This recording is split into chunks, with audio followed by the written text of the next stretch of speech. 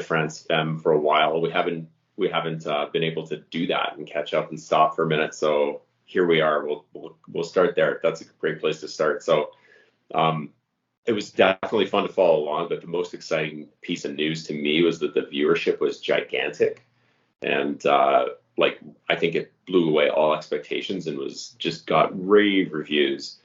And it was like really hotly contested. Like every stage looked like it had a whole lot going on in it. So I'm sure it's going to be back, and it was just a roaring success.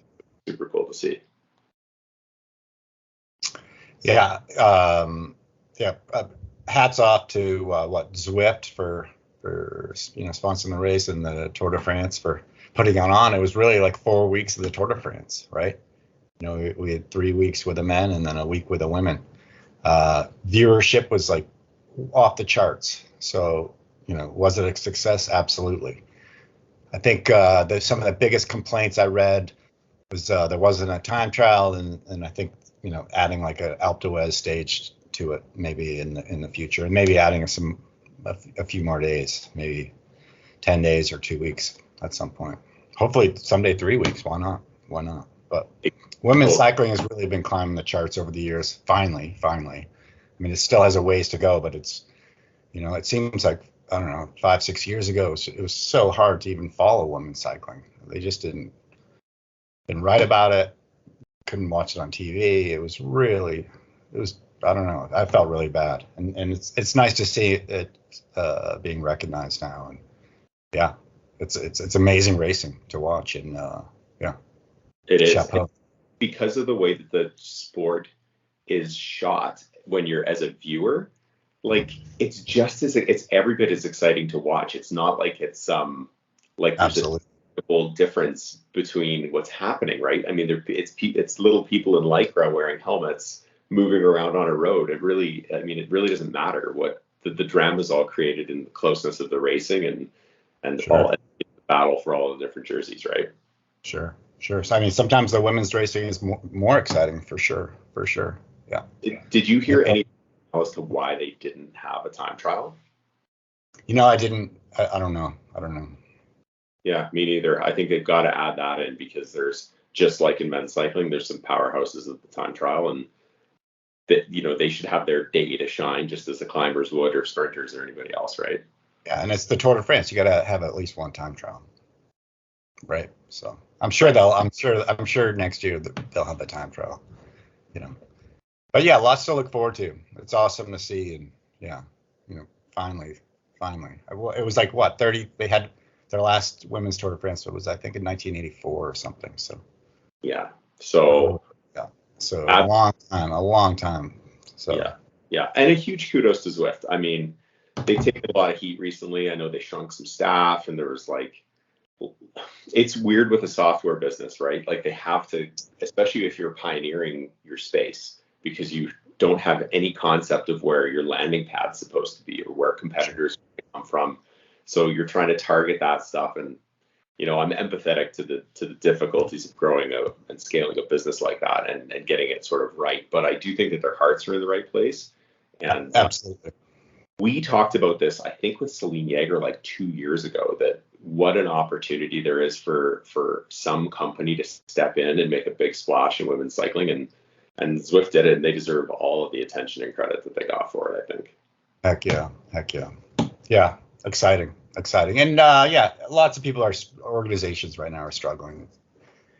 It's kind of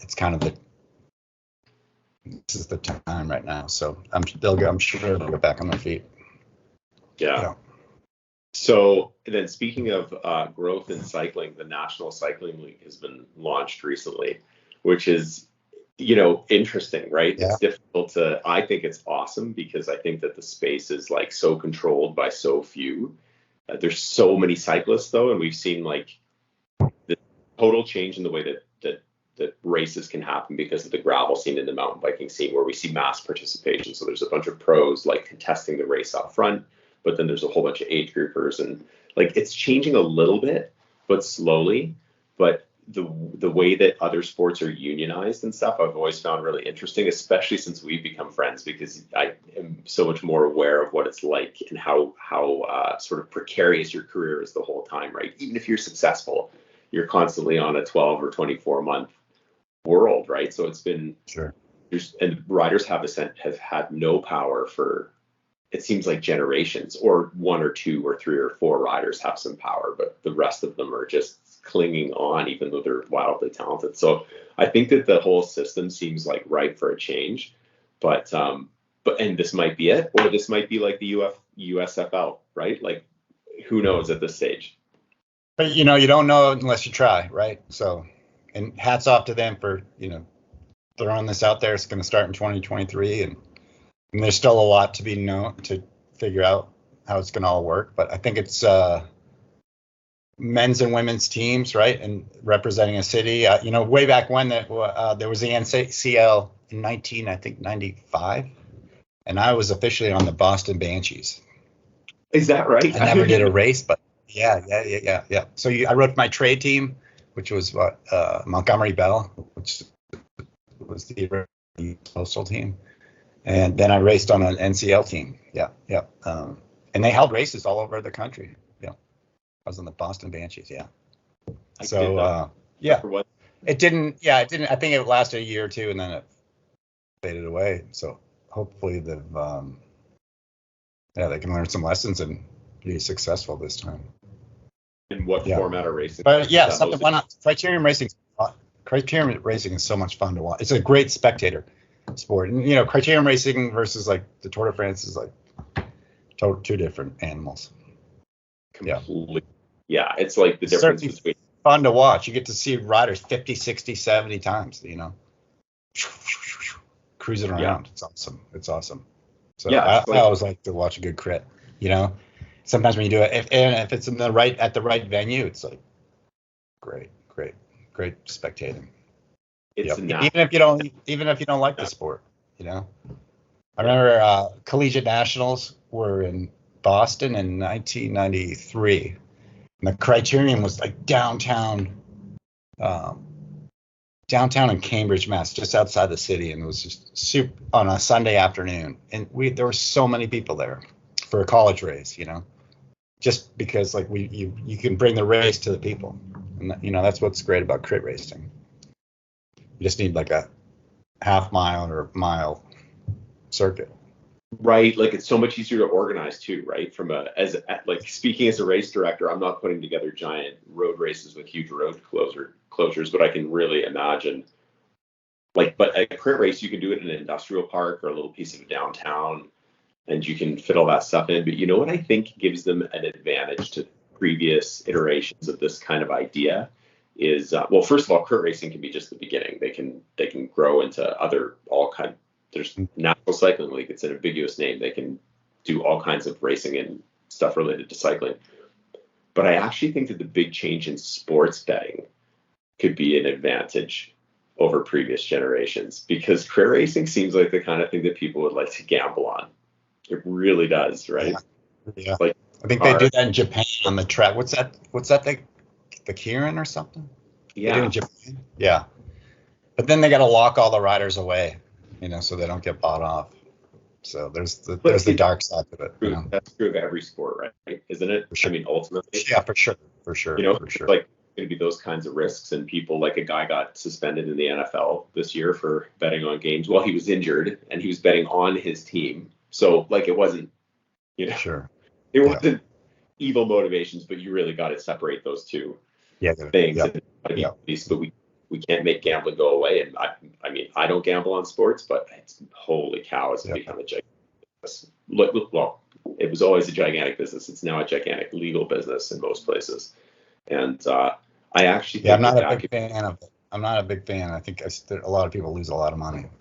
Oh, it's not my jam, but can it? I mean, it's grown the NFL, right? I mean, people gambling, huge fantasy and just even weekly results and stuff like that. Like it gets casual fans to be more interested if it's like $20 a week or something, right? So a lot of people can keep a healthy relationship with gambling, and a lot of people can.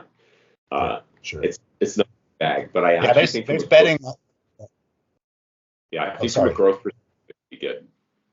Yeah. There's betting on cycling over in Europe, big time. Is there? Yeah, big time. Yeah. So I think So, that's you know, look, they can't overlook any advantage they can get in terms of helping themselves grow. So it's a business, and unless they're thriving, the yeah. athletes aren't going to benefit, right? So hopefully, I really hope it works, and I hope it attracts a lot of talent and stuff, and just creates one more place that young riders can consider going to, right? Like there's more than one avenue to be successful. We've already seen that change a lot. Like in your generation, it was, if you were on the road, it was get to Europe or kind of bust, right? Yeah. Now, maybe we have the NCL. You can use that as an avenue. We have gravel. I don't know. This kid in the Vuelta, Jay Vine from Australia, he got noticed on, I think, the Zwift Racing Academy or something like that. He did. I don't He even was know a what really, that is exactly, but I've heard of it. But like, yeah, that's so he awesome. won it. Back-to-back stages. Yeah, 2 stage wins in a Grand Tour off of Zwift. Like, Yeah.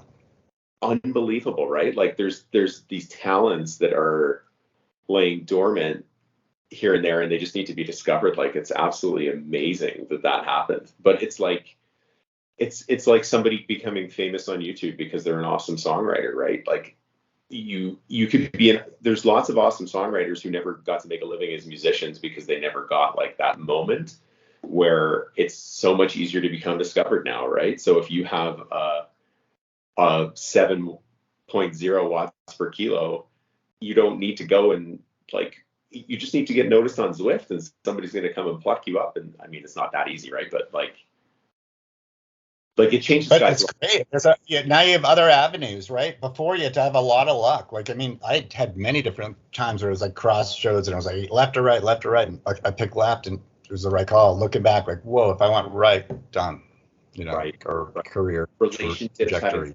like you, there's a lot of politicking, I'm imagining, and all of that kind of stuff. And to have some of those things stripped away and have it be more about talent is, and look, he still needed to go do it, and he needed to have the bike handling skills and the pack Oh, yeah. skills. Like he's obviously a huge talent. It's almost amazing that he wasn't somehow discovered, quote unquote, a little sooner than that. But what a cool story. Super cool. But yeah, sometimes it's just getting the lucky break, with getting on the right team or just knowing the right person. So, Yeah. yeah. So when the fall Yeah, this comes, is nice. Good for him. Really. It's a cool story. Yeah. Super cool story. What was that, Pete? Sorry, I cut you off. Oh, we should try and get him on the podcast once That'd be great. the season wraps up. Yeah. Yeah. We'll hit him up in the off season. Yeah. Yeah. Yeah. So speaking of that, we were just talking about off air just the other day that we want to try and actually podcast a little bit more, and we've had times where we're kind of missing a week here and there, and we know it's not the end of the world, and we've always been open about that. We'll get there when we get there, and our listeners are patient, and it doesn't matter if we take a week off and stuff, but we're going to try and be a little bit more consistent, even if it's just the two of us. But people, please reach out. Give us adventureaudiopodcast@gmail.com. Send us stuff you'd like to hear us talk about or suggestions for guests, but even topics that Ty and I can just wrap through. If you have questions about training or if you have questions about just whatever, hit us up. We love hearing from you. We're going to try and commit to getting something out every week, and then also guest episodes too. So we're going to try and hit you up a little bit more often, but give us some content ideas. So please reach out. That's what we wanted to cover today. Pete, thank you. Have a good weekend. What are you up to? You too. Yeah, we'll get this one out right away, and we'll catch up next week. See you, buddy. All right, buddy.